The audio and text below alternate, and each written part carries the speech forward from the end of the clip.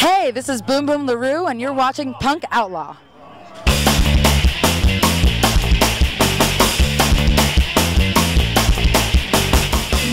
My name is Boom Boom LaRue. I am a burlesque performer, amongst other things. How did you get to become a burlesque performer? Do you remember the first time that you thought about becoming a burlesque performer?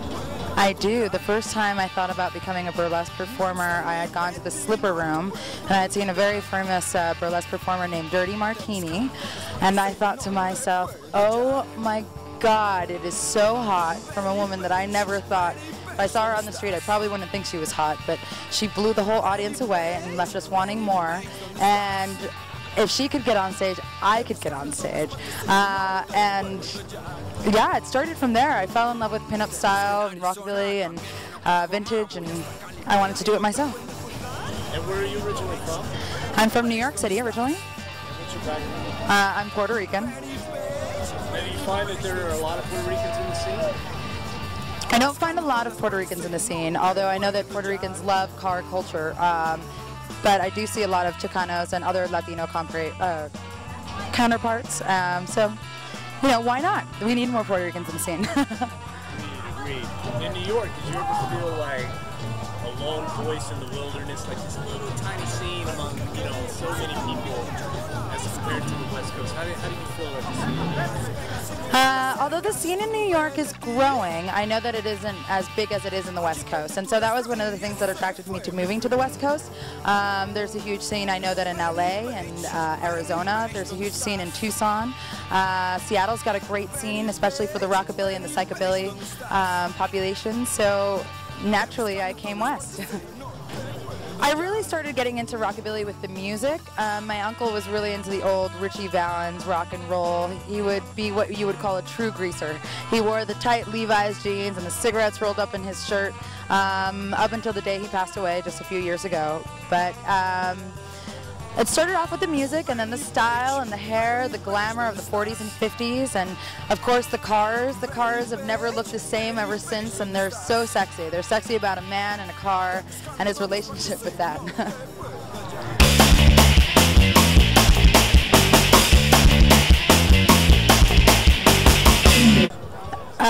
My mother's okay with burlesque, although I think that she thinks of burlesque in more of a glamorous approach, which will let her believe that. I like to call myself a fancy lady. Is it hard to make a living in burlesque?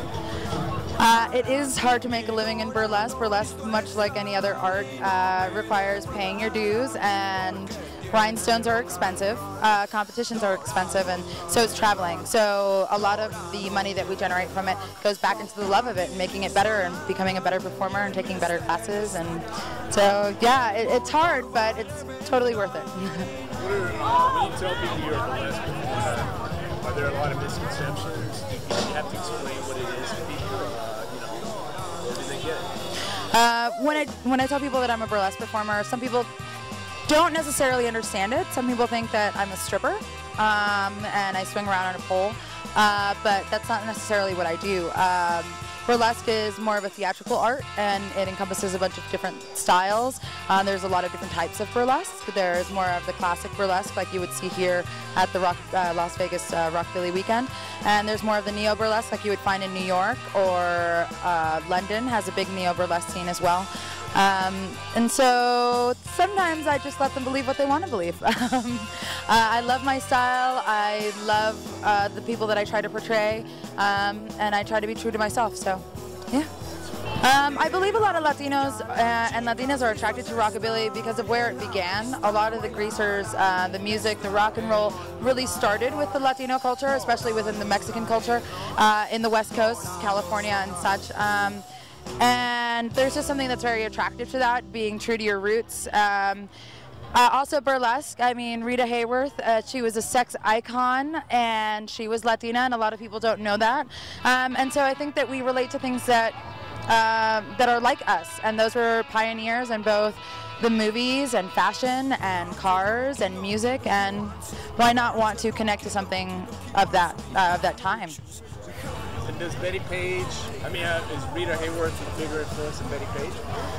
Rita Hayworth is a bigger influence than Betty Page. I like Betty Page, and I think she's a pioneer. I mean, she is fierce and timeless and gorgeous, and she did so much for the burlesque scene and modeling, and is represented in the fashions of today. But for me, Rita Hayworth, being a Latina in a time where not a lot of people knew Latinos and Latinos weren't being represented in media, was a big thing. And that even today, we see Latinos, but they are played in stereotypical roles. So to see them playing outside of that is pretty fantastic.